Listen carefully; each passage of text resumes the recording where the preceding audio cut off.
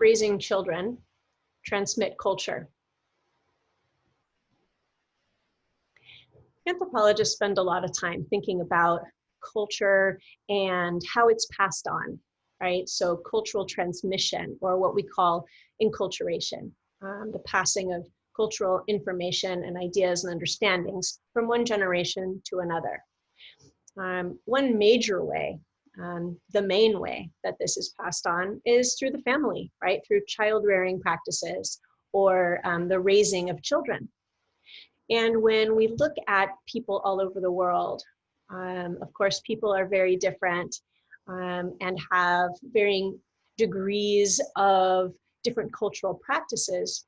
But sort of in general, we can put people and their societies, their practices into two categories.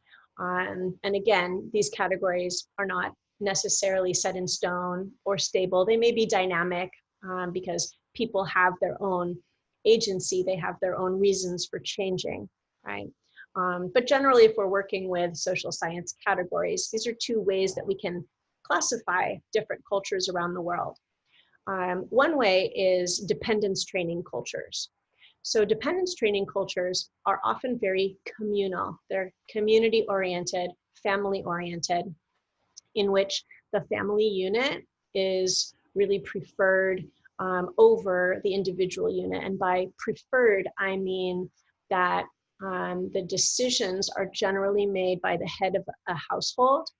The individual will sort of submit or be compliant to the wishes of the group.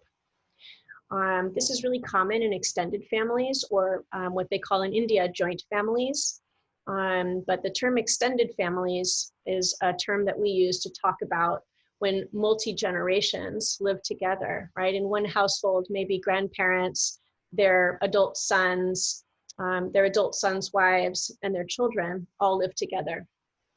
In another type of society where they have another family arrangement, but still extended, maybe grandparents and their adult daughters' husbands, and their children live together. So dependence training cultures will generally have resources pooled, right? So for instance, traditionally when large families worked on farms together, which people still do, but it was more common in the past in more places. They would be all working together for the same common goal. As people started to go out into cities, for instance, and work for cash, right, for money, that money was often brought back and handed over to the head of the household. In some places, they still do this nowadays. It's just more rare because more and more people are living in cities and have less land that is actually workable or that things can grow upon. So in dependence training cultures, the sense of self is really linked to the family or to the group. If your family has maybe come over to the United States as immigrants in the past generation or two, you may find the sort of value system of a dependence training family is still in your in the ideas of your parent or parents, aunts or uncles or grandparents, right? But in the United States, we have a different type of way of thinking about child raising. And again, neither of these are better or worse. They adapted to function well in the kinds of societies in which they grew, right? So the other type of society is independence training society, and that's what the United States generally fosters, although not in all families. And this really fosters individual self-reliance, right? We put our babies in cribs and in their own rooms really quickly, as soon as they can, so that they can develop self-reliance and regulate their own nap times and things like this.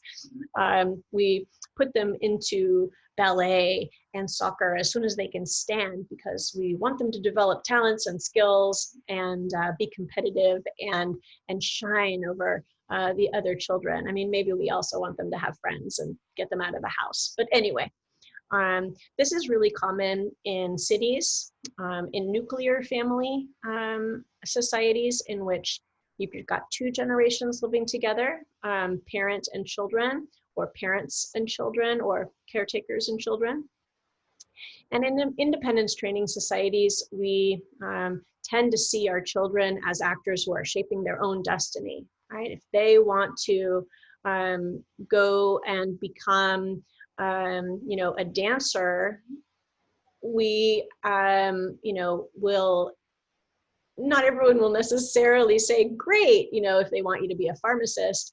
But in general, we allow our children to develop their own interests and their own talents. And we want them to pursue what makes them happy and stable, and not necessarily what pleases us, right? So in that kind of society, the sense of self is really linked to the individual.